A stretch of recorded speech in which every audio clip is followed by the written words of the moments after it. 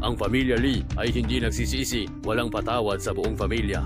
Ang pamilya Song ay aamin sa kasalanan. Pakiusap, iligtas ang aking pamilya. Haharap sa batas ang pamilya namin. 3 taon na, isusuko ko ang lahat. May ebidensya ako sa kalokohan ng pamilya Shu. Humihingi ako ng awa, Panginoon. Ang pamilya Yang, handang ibigay lahat para matubos. Para tapusin ang kasong ito, inaamin namin. Shu Hao, ikaw na. Hindi mo ko pwedeng patayin! Wala ka nang balikan! Ang pamilya Shu, pinakamalaking pamilya sa Yunjing. Pag nasira sila, babagsak ang ekonomiya ng Yunjing. Di ka palalampasin ng tatay ko. Gusto kong malaman kung paano ako hindi palalampasin ng iyong ama. Ako ang bugtong na anak ng pamilya Shu. Kung malaman ng aking ama na pinatay mo ako, maghihiganti siya. Sisirain ang lahat. Hindi mo ako maaaring patayin. Pagdating mo sa impyerno, pakisabi sa ama mo na magpakabuti at magsisi. Wala akong kaalam-alam sa sinasabi mo. Mamay nagkasan! Pitong bituin, ihatid siya sa ama. Wag!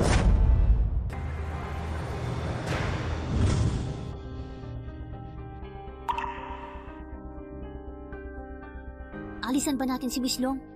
Hindi, mahina si Qiuyan, baka mapaslang. Kapag natapos na ang lahat, gusto kong bumalik siya bilang reyna at pamunuan ang pamilya Luo. Sige. Kamusta ang Tenglong Banquet? Utos niyo ay naipadala na. Wala na ang pamilya Shu, iba pang kalaban, lilipulin sa 3 araw. Pagbagsak ng Shu, pagdating ng medical saint sa Yunjing para sa Tenglong Banquet sa 3 araw. Sino mang di, maniniwala ay di tao. Bakit panik? Kung mas magulo, mas maraming pagkakataon. Ang pamilya Shu na umapi sa atin ay nawasak sa isang gabi. Ito ang pagkakataon para magsanib puwersa tayo at makamit ang tagumpay. Tama, ang pamilya Shu ay palaging mayabang at mapang-api, kaya normal lang na parusahan sila ng Dragon Palace. May punto ka. Nakakalito ang medical saint ng Dragon Palace. Akala ko bakante pa rin ang posisyon. Sa Tenglong Banquet na ito, dapat nating makuha ang pabor ng medical saint. Tama. Ninyue, may paraan ka ba? Kung wala, tutulungan kita. Ang Tenglong Banquet ay personal na pinangangasiwaan ni Liu Xiaotian, kaya papuntahin mo siya sa Taikang Hospital ng Luo Group para mag-imbestiga. Siya mismo ang kakausap at magpapakilala sa iyo sa medical saint. Ang Taikang Hospital ay madalas multuhin, hindi maganda. Haha, walang basehan ang usapin ng multo. Huwag pansinin iyan kung gusto ng malaking bagay. Magandang pagkakataon nga ito. Pag-iisipan kong mabuti.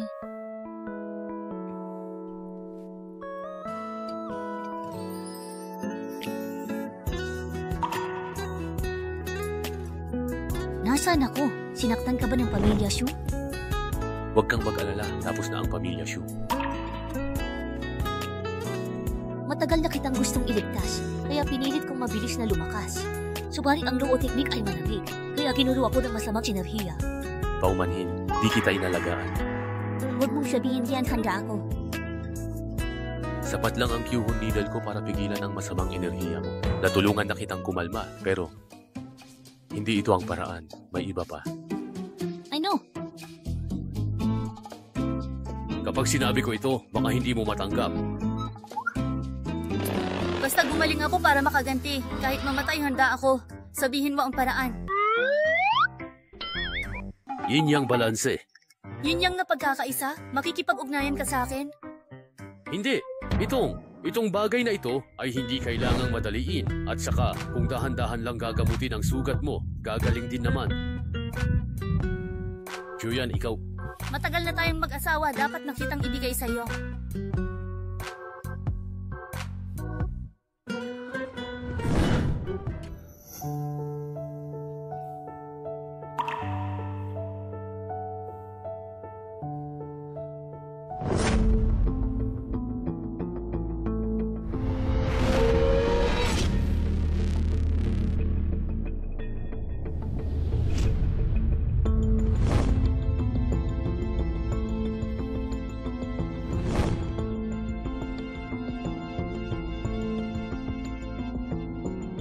Tagumpay, nagkasundo ang Yang ng Soul Driving Needle at Yin ang pamamaraan ng pamilya Luo. Perpekto na ang kasanayan ko, di na limitado ng 3 karayom. Sa pamilya Shen, papatayin ko isa-isa, dalawa-dalawa.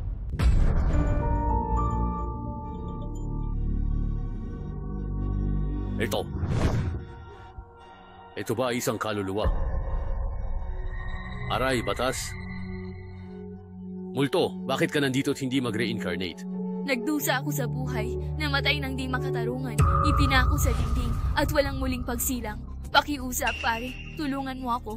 Hindi ako immortal, Malika. Nakikita mo't nakakausap. Kung hindi ka immortal, sino ka? 2 taon na ako rito, malapit ng maglako. Sana'y iligtas mo ako. Hindi ko alam nasaan ang bangkay mo. Paano kitang ililigtas? Malapit lang ang bangkay ko. Tingnan bukas ang balita at malalaman mo. May kaaway tayo. Immortal, iligtas mo ako. Perpekto na ang banal na karayom. Nakikipag-ugnayan na ako sa langit at mga espiritu. Ang mundong nakikita ko ngayon ay iba na sa mga mortal at multo. May dating ito. Si Liu Xiaotian ay biglang nagkasakit habang sinusuri ang Taikang Hospital. Nilalapatan siya ng lunas. Mukhang doon nagmula ang problema. Jisin? Oh, ano ang tinitingnan mo? Hindi ba't iyan ang ospital ng aming pamilya, ang Taikang Hospital? Paano nangyari ito? Ngayon ang tamang oras para kontrolin ang pamilya Luo. Sa ospital tayo mamaya. Tingnan, gawan mo na ng paraan. Nakita na ng lahat ng espesyalista, pero di mahanap ang sakit. Huyin, kung may basta bang mangyari, pagbabayarin ko ang pamilya ninyo. Master Shen, narito ka? Iisa ang pamilyang Shen at Luo. Di namin sila pababayaan. Kapag nalampasan ito, ang pamilya Luo ay susunod sa yapak ng Shen at maganda'y sasabihin ko sa kanila sa Tenglong Court. Huwag mag-alala, Mr. Wang. Inanyayahan ko ang mga nangungunang doktor sa mundo. Si Mike, nagwagi ng Nobel Prize at ikinalang na panauhin ng presidente ng Shiguo. Si Shin Zaihe, numero 1 manggagamot sa Korea, tanyag sa acupuncture, at si Kawaguchi, inapo ng dakilang onmyoji ng Japan. Di ko lubos akalain na sa dakilang China, walang may kakayahan at kailangan pa ng tulong mula sa dayuhan. Tulad ka dati, multo lang ang kinatatakutan. Huwag mo nga akong pagtawanan. Kailan pa naging ganito kakakatakot ang ospital na ito? Ito ang lugar ng 5 espiritu, kaya normal ang kakaibang atmosfera. Makipot ang pasilyo, mahina ang pagdala ng tunog na nagiging sanhi ng kapahamakan. Ang mga larawan sa dingding ay sadyang inilagay para lumikha ng ominous visual effect. Dahil dito, nagiging balisa at takot ang tao. Madilim ang pasilyo, may liwanag sa dulo, parang sugat sa langit. Iyan ang nakakamatay na aura. Doon tayo sa silid na nasa harap. Ang sakit ni Elder Liu ay sakit sa neurological. Mayroon akong bagong gamot. Isang gamit lang, gagaling na siya. Panoorin ninyo kung paano ako magpagaling. Isang tusok lang at gagaling na siya. Kung pareho kayong walang magawa para pagalingin siya, ako na ang bahala. Gagaling si Mr. Liu. Kung ganon, bahala na kayong tatlo kung ayaw ninyong mamatay si Mr. Liu. Huwag maniwala sa peking doktor na yan. Luo Q yan? Bakit ka nang gugulo? Mahalaga ang Taikang Hospital sa pamilya Luo, kaya dapat akong pumunta. Wangbo, kailan ka lumabas? Wangbo, naglakas loob kang tumakas. Dakpin yan. Tingnan natin kung sino ang mga nahas. Igil! Nakahandusay pa ang patay. Bawal maigay sa loob. Binibining Luo, di sila tatakas. Kapag gumaling na ang pinuno, huli na para hulihin.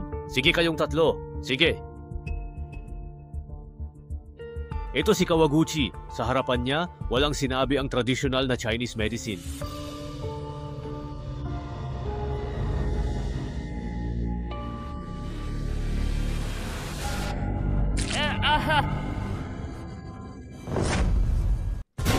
Paano nangyari ito?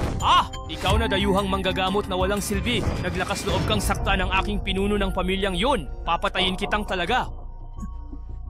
Panlabas lang ang medisina ng Shiguo, hindi panloob. Pwede sa simpleng sakit, pero sa malubhang karamdaman, Chinese medicine lang. Tama yan, galing Korea ang Chinese medicine. Sa China ay kaunti lang ang nakuha nyo. Huwag kayong mag-alala, tingnan ninyo ang aking pag-acupuncture. Yang!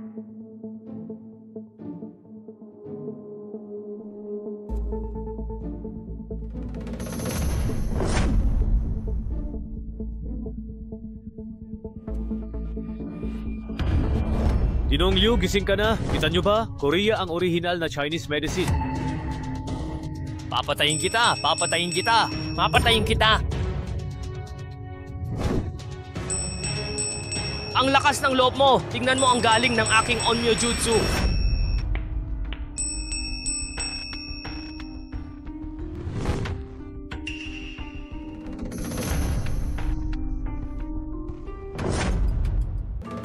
Yao Mingsu, ayos na si Ginoong Liu. Mr. Kawaguchi, talagang karapat-dapat kang maging numero 1 sa Asia. Tunay na namangha ako. Oo, Diyos ang galing ng master. Ang Onmyo Jutsu namin ang tunay na Taoismo, hindi nyo kaya. Mga salamangkero lang sa kalye. Ano ka ba? Pati Onmyo Jutsu namin iniinsulto mo. Hindi kayang supilin ng Onmyo Jutsu mo ang masamang espiritu. Pagkatapos ng ilang minuto, gigising siya. Lahat ng narito ay mamamatay. Gising na si Mr. Liu, pero natatakot ka pa rin dito. Miss Luo, patayin mo na siya. Mr. Wang, dahil gising na si Mr. Liu, haharapin ko muna ang pamilya ko. Sige lang, binibining Luo. Matagal ko nang ayaw sa lalaking iyan. Mga bantay, Wang Bo, kung tama ako, habang buhay kang nakakulong. Pero sa 3 taon, malaya kang nagpapakita sa publiko at sobra kang yabang. Hindi mapapatawad ang kasalanan mo. At ikaw, Luo Kyoyan, paanong nakasama mo siya? Nakalimutan mo na ba ang pagkamatay ng ama mo? Naaalala ko ang ama ko, pero hindi si Wang Bo ang dapat mamatay. Nakakatawa. Tanda mo ang paghihiganti? Kalimutan mo na. Isang taksil sa pamilya. Paano ka tatanggapin ng Luo family? Habilin ni tatay, pareho kaming mamamahala. Hindi ikaw ang magdedesisyon kung may lugar ako rito. Luo Kyoyan, napaka-inosente mo naman. Dahil lang sa huling habilin ng matanda bago siya mamatay, akala mo kapantay na kita? Magising ka. Dapat alam mo kung sino talaga ang may kontrol sa pamilya Luo sa nakalipas na mga taon. Ang ate mo, hindi talaga kamukha ng lahi ni Uncle Luo. Mas kamukha pa siya ng pamilya Shu. Una, puro salita, pero nang nakitang wala siyang punto, nagpakatotoo na. Kung mapunta sa kanya ang pamilya nyo, delikado talaga. Ay! Hayop na! Walang kakatawaran! Nanangaig ka pa! Tama na, may paraan ako para matalo siya ng buong puso. Malinaw ang pagkamatay niya. May paraan ako para matalo siya ng walang duda, para malinaw. Mr. Shen, ano? Nakikita ko, naglakas loob siya rito para subukan ang swerte, humingi tulong kay Liu Xiaotian para baliktarin ang kaso. Nakakatawa, bakit tutulungan ng pinuno ang isang takas? Ilusyon lang, pero ito ang tanging pagkakataon niya. Marunong siyang manggamot, plano niyang tulungan si Liu Xiaotian sa pagkakasakit upang para magkautang si Liu Xiaotian. Hindi niya akalain at titipunin ko ang mga namungunang doktor sa mundo para gamutin siya. Kaya pala desperado siya at kung ano-ano ang sinabi. Ngayon, malinaw na. Nagtataka ako kung bakit naglakas loob siyang questionin ang Fusang Onmyo Jutsu. Dahil nasabi na niya yon, kailangan niyang pagbayaran. Kapalit, Wang Bo, pustahan tayo. Sasali ka ba? Anong pusta? Sabi mo lalong lala ang sakit ng pinuno maya-maya? Bibigyan kita ng 5 minuto para makita kung totoo. Kung manalo ako, magpakamatay ka. Kung manalo ka, sa pangalan ng pamilyang Shen, idedeklara kong inosente ka. Pwede ang pusta, pero hindi patas. Bakit hindi patas? Kung manalo ka, buhay ko ang kukunin mo. Kung manalo ako, dapat buhay mo rin. Hoy bata, wag kang ang abusado. Dapat ka namang mamatay. Binibigyan ka lang ni Mr. Shen ng pagkakataon. Bibigyan mo ako ng pagkakataon? Mukhang hindi ka naniniwala kay Kawaguchi, ha? Ikaw. Ayoko nang makipagtalo sa'yo. Huwag kang magalit, Miss Luo. Sikat si Dr. Kawaguchi. Bakit hindi tayo pumusta sa bata? Hindi tayo matatalo. Sige, dahil pusta naman to, dadagdagan ko pa. Wang Bo, kung ikaw ang manalo, husa kong isusuko ang pagiging pinuno ng pamilya. Pero kung matalo ka, Luo Kyoyan, pareho kayong haharap sa parusa ni Wang Bo. Papayag ka ba? Bakit naman hindi? Papayag ka ba? Bakit naman ako hindi papayag? Pagsusugal sa kaligtasan ng pinuno, kasalanan ito, hindi na dapat maghintay, mamamatay tao siya, kaya dapat umamin at harapin ang batas, kumilos na. Kayo ang nagsabing pusta, tapos pabago-bago kayo, ang lakas ng loob mo. Kalma lang, Sekretary Huang, may 1 minuto pa, hayaan na nating mabuhay ng 1 minuto pa. Walang saysayang paghihintay. Ako si Kawaguchi, nasupil na ang daan-daang demonyo, hindi pa pumapalya. Maging ang ninuno nyo sa dakilang China ay igagalang ako bilang nakatataas. Payaso, hindi pa ba sapat ang lapala nyo sa maliit na lugar ninyo? Ikaw, subukan mo pang insultuhin ang imperyo, hindi mo nakakailanganin si Ginoong Shen. Kaya kapag kumilos ka, tatapusin na kita. Ang lakas ng loob mong manggulo at naglakas loob ka pa ring maghasik ng kaguluhan. Ang lakas ng loob mong maghasik ng kaguluhan. Ano ba yan? Ang lakas ng loob mo.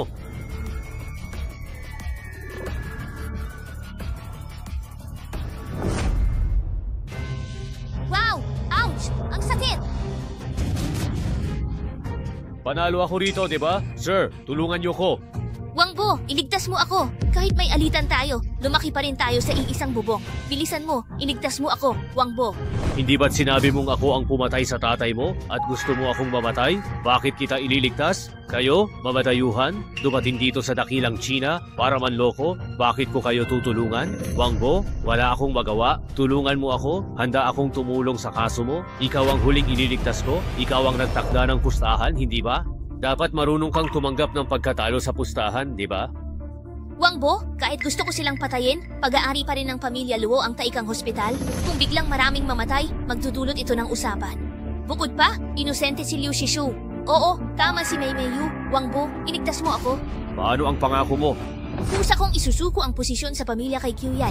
Hindi ko babawiin ang aking salita. Binisan mo, iligtas mo ako. Sige na, tulungan mo na ako.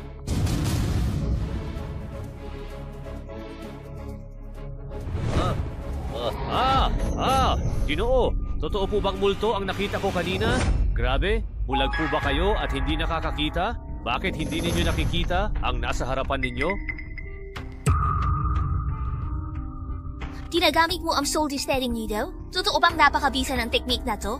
Ang soul needle ay bumubuhay ng patay, nagtataboy ng demonyo. Bakit gusto ito ng masasama? Hindi ka nagpapakita ng tunay na galing, isa kang dalubhasa. Ginoo, tanggapin niyo po ako bilang inyong disipulo. Ituro niyo po sa akin ang banal na karayom. Ngayon, hubarin ang suit, magpapabuti ako. Ang kanlurang galing nasa dugo. Ipahahayag ko sa mga Koreano na ang tunay na tradisyonal na medisina ay nasa China. Isusuko ko ang aking pagkahapones at magsisilbi sa China ng walang pagsisisi. Ginoo, tanggapin kami bilang disipulo. Ituro ang banal na karayom. Mga taga-kanluran, pera at kapangyarihan lang ang gusto nyo, wala kayong pusong tumulong, ang 6 Yang Soul Dispelling Needle, di nyo matutunan, mga Koreano, ginaya nyo ang China noon pa, kung tuturuan ko kayo, baka malapastangan lang ang mga ninuno, kayo namang mga Hapon, daan-daang taon na kayong umaasa sa China, at gumawa kayo ng mga mas masahol pa sa gawa ng hayop, kaaway tayo, hindi magkaibigan? Anong karapatan mong magpaturo sa akin? Ang dakilang China ay puno ng mga dalubhasa at kakaibang individual? Bakit ko ibabahagi ito sa inyong mga dayuhan? Xiaohang, nasaan ako ngayon? Kuya, nagkasakit ka. Butit ginamot ka ng 3 doktor. Kung magsisinungaling lang din naman kayo, hindi ba kayo nahihiya?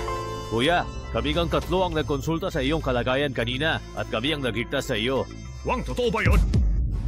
Kuya Liu, si Mr. Shen talaga ang nagligtas sa'yo. Ruo Mei Yu, ang pamilyang Luo ay marangal. Bakit ikaw lang ang walang hiya? Oh, plano ni Mr. Shen ang lahat. Akala ko ba wala akong alam sa lahat? Bagamat medyo naguguluhan ako kanina, hindi naman ako tuluyang nawalan ng alaala. Ang pagtatanong ko sa iyo ay para lamang masubukan kung hanggang saan ang iyong kakayahan. Mahigit 10 taon ka nang sumusunod sa akin at ngayon dito mo pa ako niloko. Sabihin mo, siyo ang nagutos sa iyo nito. Kuya, bumutos. Kung gayon, bakit mo ginawa iyon?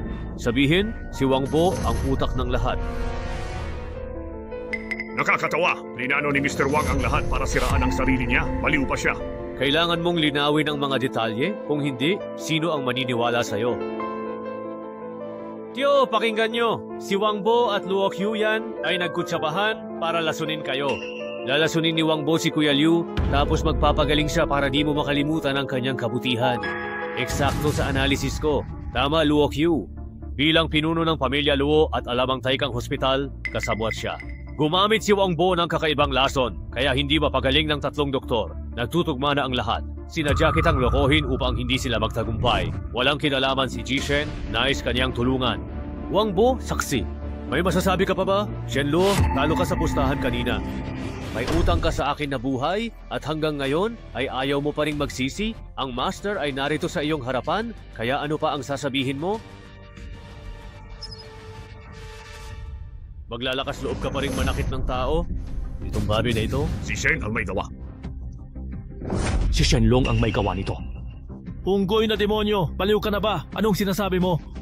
Umalis ka! Si Shenlong ang gumawa nito. Dinukot niya pamilya ko. Pinilit akong dalhin ka sa Taikang Hospital. Kuya, sinapian ka't nagkasakit. Iniligtas ka ni Shenlong para pabagsakin ang pamilya Luo at bigyan ka ng pabor. Kuya, huwag kang maniwala sa kanya.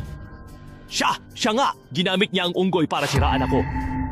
Void Soul Needle, direkta sa kaluluwa. Walang pagsisisi ang tatamaan. Isang panig lang yan. Bakit ka paniniwalaan? May ebidensya ka bang nilason ko si kuya? Ang ebidensya ay nasa loob mismo. Napakawalang galang mo. Kuya, nababaliw na ang taong ito. Bilisan mo, paalisin mo siya. Dati hindi ako sigurado, pero ngayon ay lubos na akong tiyak. Ang masamang espiritu na lumukob sa katawan ni Kuya ay tila ikaw ang talagang target, tama? Napakawalang galang mo. Mukhang ang multong iyon ay talagang lumusop at pinuntirya si Ginoong Shen. Oh, siya nga ang tinarget nito. Ang masamang espiritu ay may matinding pagkapuot. Kaaway ba siya ni Ji? Shen? Kalokohan, manahimik kayong lahat. Kung ganun mga Ginoo, pakitingnan ninyo.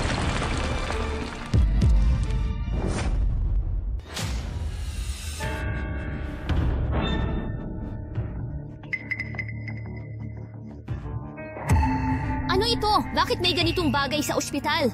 Ito dahilan sa multo sa Taikang Hospital. Shenlong, kilala mo ba ito? Paano ko malalaman yan? Ang Void Soul Needle, natatangi. Kung hindi ka aamin, kaya kong ilabas ang biktima para magkaharap tayo. Biktima? Ang ibig mong sabihin, ilalabas mo ang laman niyan?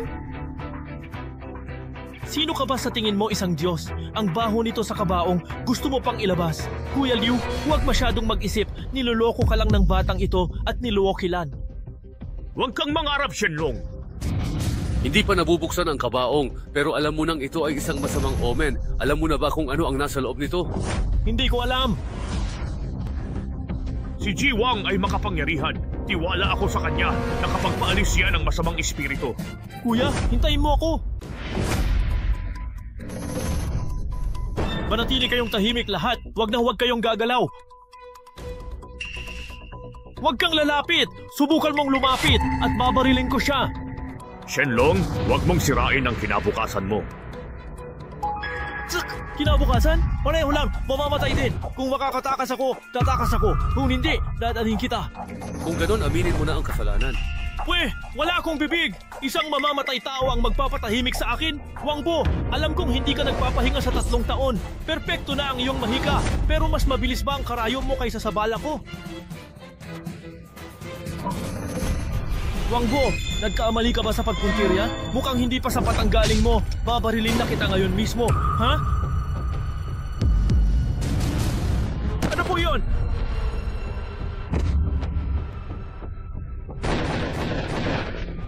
Ah! Huwag kang lumapit! Huwag kang lalapit sa akin! Ah! Ah! Ah! Guro, ikaw na hayop ka. Bayaran mo ang buhay ko ngayon din. Hindi kita kilala! Huwag ka lumapit! Huwag mo akong hulihin! Ikaw ang gumahasa sa akin, naghanap ng huwad na kapatid para sirain ang ebidensya at pagtakpan. Brutas na pinatay mo ako habang ako'y nagdadalang tao. Ikinulong mo ako sa kabaong, ginawa akong bahagi ng dugong masaker ng ina at anak para hindi na ako muling mabuhay. Napakasama ng puso mo. Napakasama ng puso mo. Ikaw na masahol pa sa isang mahinang aso, hindi ka mamamatay ng payapa. Ano ang dugong masaker ng ina at anak? Ang isang buntis na inang nasakal sa kabaong ay lumilikha ng dugong masaker ng ina at anak. Tila ang pamilyang Shen ay namuhunan ng malaki upang kalabanin ang inyong loob. Shenlong, wala kang puso. Mayroon pa bang bagay na hindi mo kayang gawin? Nagkamali ako. Patawarin mo ako, nagkamali ako.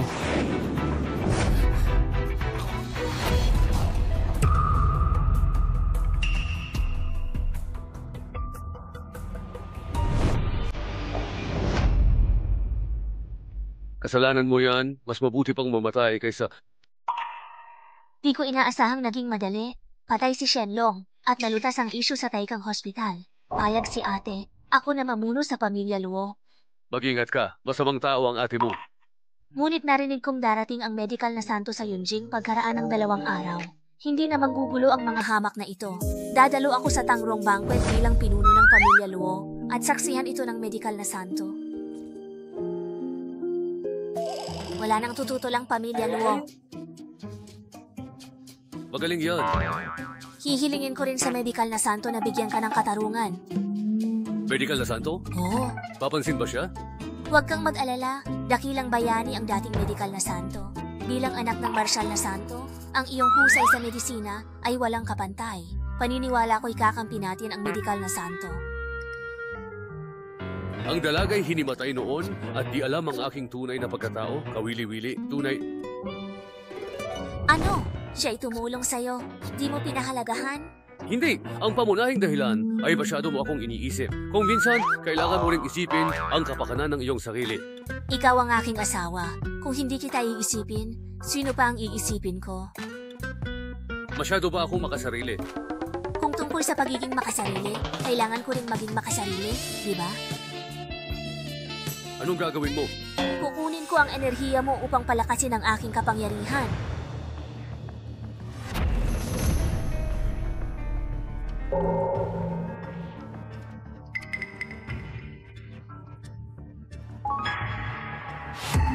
Mingyu, paano nga ba talaga namatay ang aking anak? Si Wang Bo, nagkasundo sila ni Luo Qiuyan at napatay si Shi Qiangqiu. Wang Bo, nakabalik na si Wang Bo. Wang Bo, tiyak na pagpuputol-putulin kita sa maliliit na piraso.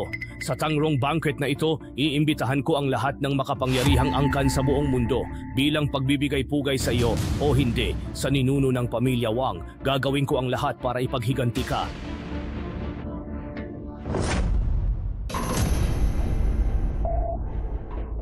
Tiyak! Mga Ginoo! May sasabihin ako bago magsimula ang salu-salo. Pumanaw ang aking anak na si Shenlong 2 araw na ang nakalipas. Alam ninyong lahat na siya ang kaisa-isang anak ng pamilya Shen. Dahil sa kanyang kamatayan, magwawakas na ang aming lahi. Kaya naman, ako, si Shen Changzhou, nanunumpa na hindi ako titigil hanggat hindi nababayaran ang pumatay sa kanya. Kung may pagtingin pa kayo sa pamilya namin at tutulong sa paghihiganti ni Shen mo, tatanawin namin itong utang na loob. Huwag kang mag-alala, Master Shen. Ano man ang hilingin mo, handa kaming gawin.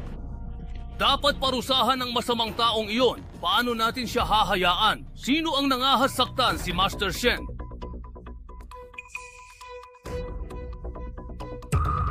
Ang taong ito ay ang pumatay sa aking amang si Luo Xiaolong, si Wang Bo. Si Wang Bo? Hindi ba't nasa impyerno na siya para magbayad?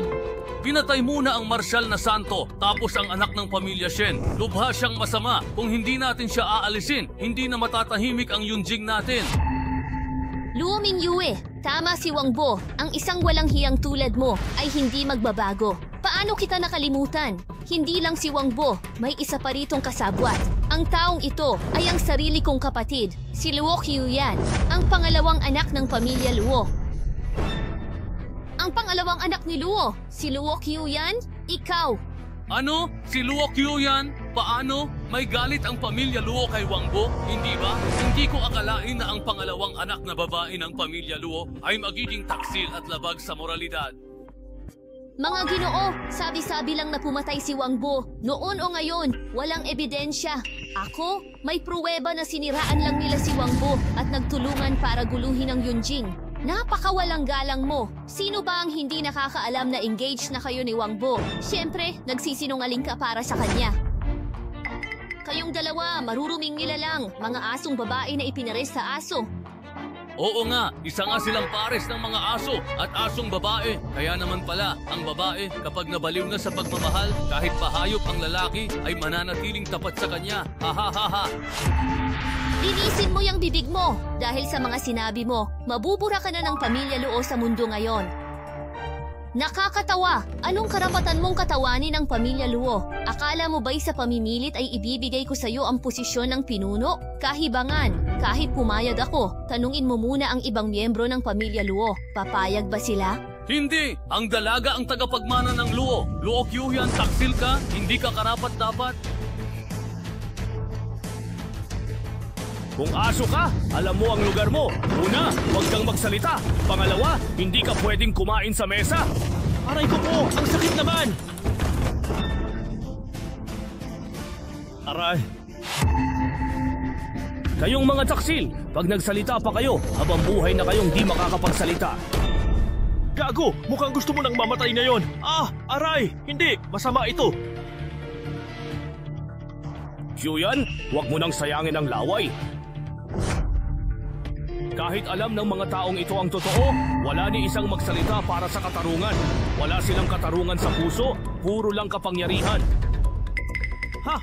Hindi ka mamamatay ng maayos! Ang lakas ng loob mo! Oo, 3 araw na ang nakakaraan. Pumirma sila sa scroll para patayin ako. Kung may tututol, lumapit at magtutuos tayo. Ipapadala ko kayo sa mga hayop na yon. Wangbo, napakalakas ng loob mo. Pinatay mo ang anak ko, tapos ginulo mo ang Tangrong Banquet. Ngayon, kailangan kitang balatan at bunutin ng litid, ubusin dugo ng iyong anak. Subukan mo. Hindi! Alam kong pinag-aralan mo ang exorcism needle at may pamamaraan ka. Ngunit sa tingin mo ba, sa pamamagitan lamang ng lakas ay makakayanig ka sa Yunjing business community? Matagal nang matatag ang Shen at Luo sa Yunjing, hindi mo maiisip ang lakas nila. Halos kalahati ng negosyo sa Yunjing ay sumusunod sa amin. Ngayon na nagsanibpuwersa kami, walang makakasukat sa aming kapangyarihan. Paano ka makakalaban ng mag-isa? Wangbo, naging aso ka ng pamilya Luo ng matagal. Hindi ka ba tinuruan ni Luo Xiaolong? Ang pag-asa lang sa lakas ay hindi sapat sa lipunan. Mapupunta ka lang sa ibaba. Ang nais mong sabihin ay ang kapangyarihan ay kayang kontrolin ang lahat. Ngunit para sa akin, ang mga maliliit na pribilehiyo na iyon.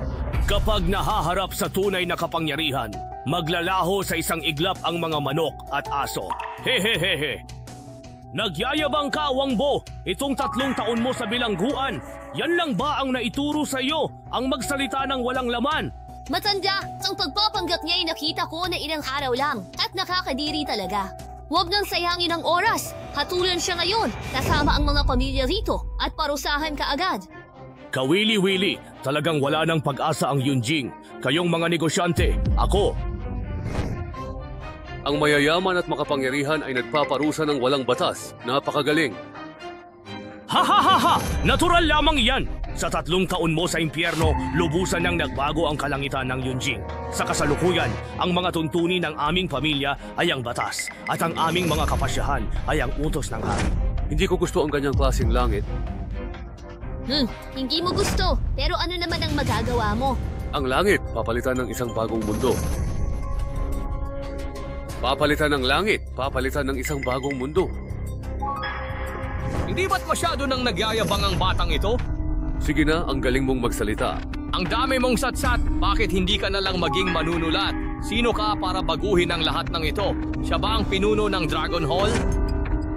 Kapatid, akala ko dati hayop ang nahanap mo, pero baliw pala siya.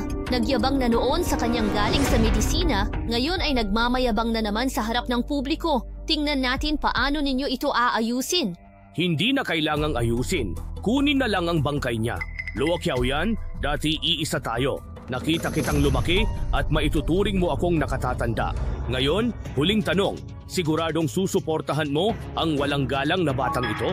Isa lang ang layunin ko ngayon, makipagtulungan kay Wangbo dahil gusto niyang pabagsakin ang langit. Sasamahan ko siya hanggang sa dulo, hanggang sa gumuho ang mundo. Sige. Dahil nagmamatigas ka, huwag mo akong masisisi sa gagawin ko. Makinig kayong lahat. Nagalit na kay Wangbo ang langit at tao. Huwag nang mag-atubili. Ipunin ang lahat ng tauhan, bantay at special forces sa venue para hulihin ang pares ng mga aso at asong babae na ito. Huwag nang maghintay. Sa 10 minuto, lahat ng pamilya sa lugar na ito ay mapupuksa. Ang pagbabago mo ng mundo ay ang tumayo lang diyan at magsalita ng walang kabuluhan. Wala pa akong nakitang ganoong ka-absurd na tao. Pakiramdam ko, umiikot ang mundo sa bibig mo. Sundin ang utos! Walang matitirang pamilya sa Tangrong list sa loob ng 10 minuto. Hindi ka ba medyo huli na para tumawag ng mga tao ngayon? Lahat ng gwardya, sundalo at asasin ng pamilya ay darating sa wala pang kalahating oras. Pagdating ng tulong mo, malamang nadurog ka na. Sinabi ko na, sa loob ng 10 minuto, lahat kayo ay mamamatay. Huwag siyang patulan, kontakin na ngayon. Sa loob ng 30 minuto, gusto kong makita ang ulo niya na nakasabit sa bell tower ng Yunjing para makita ng lahat. Nakalkula na, ang pagsalakay sa negosyo ng Yunjing ay mangangailangan ng 10% ng assets ng kumpanya. Maliit tingnan, pero malaki talaga. Walang gumawa ng ganito kalaki. Chairman, sigurado ka ba? May utos! Paano hindi susunod? Huwag munang galawin ang pamilya Luo, pero babalaan. Kung mayroong hindi magbabago at ipipilit si Luo Mingyu ang pinuno, mula ngayon, wala nang takas.